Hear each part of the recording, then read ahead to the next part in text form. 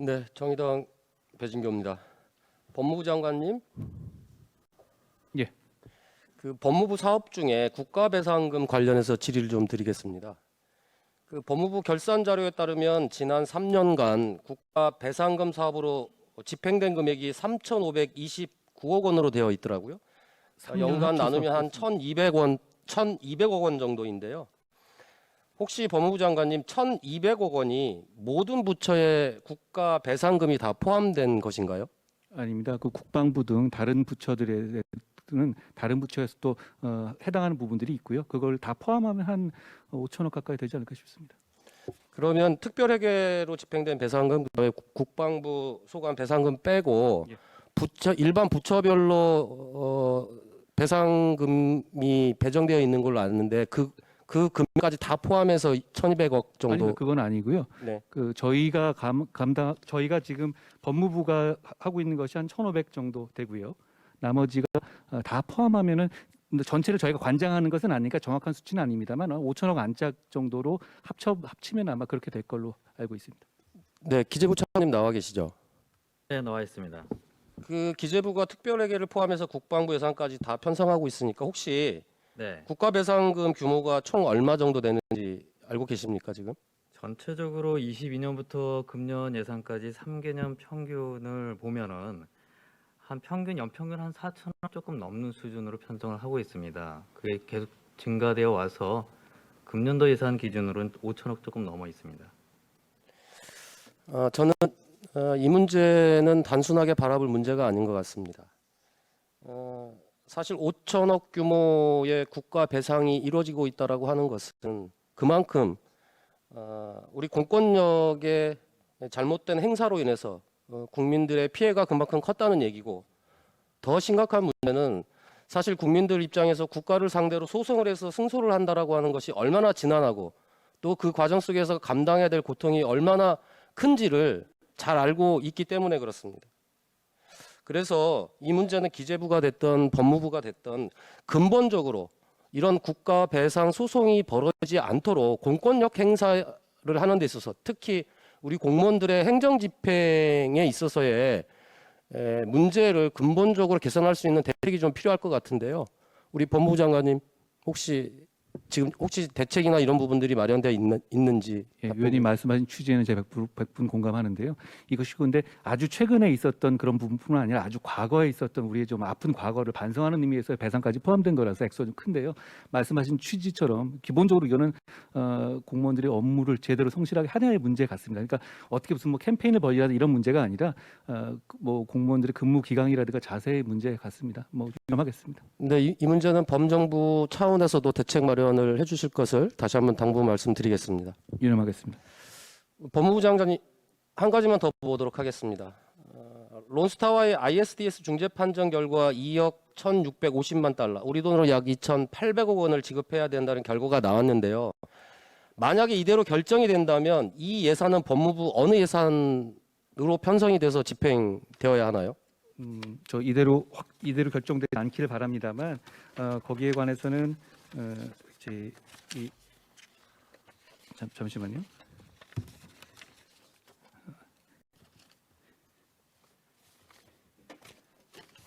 제가 그 정확하게 적어놓은 표가 있는데요. 그걸 한번 조금 이따 다시 말씀드릴게요. 네, 제가 알기로는 실제 현재 이대로 결정이 된다고 한다면 국가 배상금 사업으로 예. 배상을 할 수 없고 법무부가 특별회계를 구성해야 된다고 저는 들었는데 나중에 확인해 주시길 바라겠습니다. 그런데 2019년 12월에 이란 다얀 이사와 ISDS 중재 절차에서 처음으로 대한민국 정부가 패소를 했고 730억 원의 지급 판정을 받았어요. 배상 책임 행위자인 캠코와 우리은행 등의 채권단에서 이 배상 비용을 지불하고 있는 상황인데요. 그렇다면 만약 론스타에게 우리가 2,800억 원을 지급해야 하는 상황이 발생한다면 다얀이처럼 책임 행위자들에 대해서 국가가 변상이나 구상권을 청구해야 한다고 생각하는데 장관께서는 어떻게 생각하십니까? 위원님, 아까 말씀하신 것은 일단 세계 잉여금이라든가 예비비, 본 예산 등을 활용할 준비가 되어 있다는 점을 말씀드리고요. 말씀하신 것처럼 지금 이 결과가 아직은 나지 않은 상태에서 저희가 저희 정부의 기본 입장은 저희는 잘못이 없고 론스타의 책임이라는 입장을 견지하면서 지금 아직까지 싸움이 계속되고 있는 상황입니다. 그런 상황에서 저희가 내부적으로 있었던 과정들을 짚어가면서 뭐가 문제였다라고 할 단계는 아직은 아닌 것 같고요. 그게 부정적 영향을 미칠 것이라고 저는 우려하는 것이고요.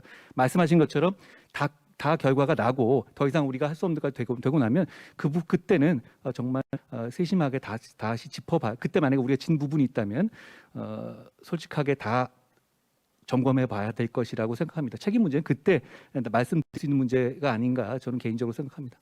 네, 본 의원의 질의에도 그렇고 민병덕 의원 질의에도 소송에 영향을 미칠 수 있고 또 하나는 승소할 가능성이 있다. 아까 그런 표현을 하는 걸 제가 들었는데 그 협정에 의하면 사실 이 중재판정부의 결정은 거의 최종적이고 구속력이 있다. 이렇게 전문가들은 얘기를 하시더라고요. 또 하나는 취소 신청을 할 수 있는 사유를 협정문에서 정하고 있는데 5가지가 있더라고요. 중재재판부가 제대로 구성이 안 됐을 때, 그 다음에 중재인들, 즉 재판관들이 뇌물을 받았을 때, 곧 부패행위가 있는 게 확인됐을 때, 그리고 판정문의 이유를 안 썼을 때, 그리고 절차에 심각한 위반이 있을 때, 그리고 중재판정부가 명백하게 권한을 이탈했을 때 취소 신청을 할 수 있는 사유로 협정문에 기술이 되어 있다고 하는데 현재 정부 차원에서는 한 푼도 줄 수 없다라고 하는 확고한 입장 하에서 지금 취소 신청을 하시겠다라고 하는 거잖아요. 그러면 이 5가지 중에 취소 신청을 할 수 있는 사유가 있었기 때문에 그 내용으로 취소 신청을 하시겠다는 얘기인지 답변을 좀 부탁드리겠습니다. 의원님, 이게 말씀드린 것처럼 뭐 국민 세금 2,800만 원이라는 2,800억 아닙니까? 예, 제대로 2,800억. 쌓아야 한다고 생각하고요. 그리고 말씀하신 것처럼 이 취소 신청을 했었을 경우에 최근 한 5년, 10년 정도에 저희가 분석해 보면 대략 한 10% 내외 정도의 받아들여지는 확률이 있습니다. 그러니까 뭐 일반적인 항소심하고도 비슷하거나 좀 다르지만 그런 면이 있고요. 그리고 신희택 교수 등 우리나라의 권위자들도 이 건에 대해서 그렇게 판정문의 내용이라든가 말한 내용들을 상황들을 볼 때 어느 정도 그렇게 낙심할 단계는 아니라는 의견을 내는 전문가들도 있다는 말씀을 드리겠습니다. 장관님. 말씀하신 것처럼 5가지 정도의 사유가 있는데요. 그것이 그렇게 물리적으로 딱딱 떨어지는 방식으로 돌아가지 않고 사실 누가 그렇게 뇌물 받고 그러겠습니까? 그렇지만 이유불비라든가 여러 가지 그것이 구성되어 온 전략들이 있고요. 지금 판정문을 저희가 아주 면밀하게 검토하고 있고 그리고 지금 단계에서 제가 어떤 걸로 할 것이다라고는 부분을 전략상 말씀드리는 것은 적절하지 않습니다만 저희가 적극적으로 충분히 가능하다고 판단하고 취소 신청을 준비하고 있다는 말씀을 드리겠습니다. 그 9월 3일 날 법무부에서 정부는 이미 론스타 측과 판정문 공개를 위한 협의를 시작하는 등 신속히 판정문을 공개하기 위해서 노력하고 있다 이렇게 말씀하셨잖아요. 그렇습니다. 그런데 2019년 다한이와의 중재 판정이 종료됐을 때도 정부는 중재 판정문을 빠른 시일 내에 공개한다고 했지만 아직도 2년 10개월이 지난 지금까지도 공개를 안 하고 있어요. 물론 취소 신청 부분에 대한 소송이 끝나지 않았기 때문이라고 하는 이유이죠. 그런데 지금 국민들이 알고 싶어하는 것은 현재 이미 소송이 끝난 이 문제에 대한 판결문이 공개되어야 과연 지금 정부에서 얘기하고 있는 얘기들을 신뢰할 수가 있는데 저도 2년간 정부위원회에서 계속적으로 이 문제에 대해서 지적을 했고 그리고 진행될 때마다 현재 진행되는 경과에 대해서 항상 공개할 것을 요청을 드렸습니다만 전에 질의했던 민병덕 의원 답변처럼 소송에 영향을 미칠 수 있고 국익을 위해서 공개할 수 없다 이런 주장을 계속 해온 거죠. 그런 측면에서 놓고 보면 지금 의원님들이나 본 의원도 그렇고 국민들께서 바라는 것은 이 판정문을 확실하게 공개해서 현재 국민들이 갖고 있는 의혹을 1차적으로 해소하고 정부와 국민이 함께 이 소송에 대응하는 것이 바람직한 거 아니냐라고 하는 의견을 계속적으로 법무부에 드리고 있는 거거든요. 네. 제가 이 판정문을 여러 차례 읽었고요. 저는 이것이 공개되는 것이 정부한테 유리하다고 생각합니다. 그리고 2019년 얘기는 제 일이 아니니까 잘 모르겠습니다만 어떻게든 저희는 공개하겠다는 입장이고 만약에 론스타 측에서 이걸 동의하지 않는다면 거기에 준할 정도로 그러니까 이게 사실 규정상 이 ISDS 명령 때문에 저희가 다 공개는 못하지만 사실상은 사실 그 내용이 다 포함되는 수준의 요지서를 일단 저희가 준비돼서 내일 공개할 예정입니다. 먼저 요지서지만 사실 내용은 거의 대부분 들어 있습니다.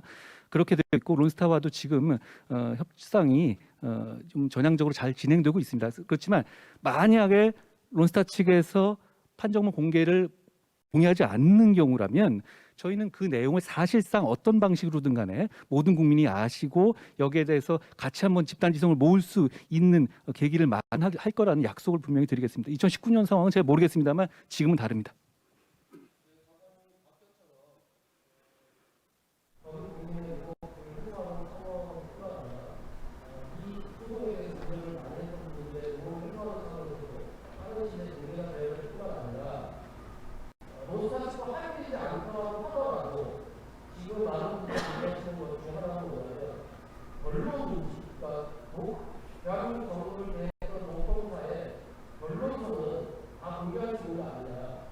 아닙니다. 그것도 규정상은 안 되고요. 그러니까 판정문조차도 안 되기 때문에 안 되는 것인데요. 제가 보기에는 그 판정 내에 판정 400페이지 정도밖에 안 되기 때문에 거기에 상세하게 나와 있고 그걸 보시는 것이 저는 오히려 위원님들 비롯해서 많은 분들이 충분히 이해하시고 여기에 대해서 저희한테 힘을 실어줄 수 있는 부분이 더 많다고 저는 생각합니다. 공개하겠습니다.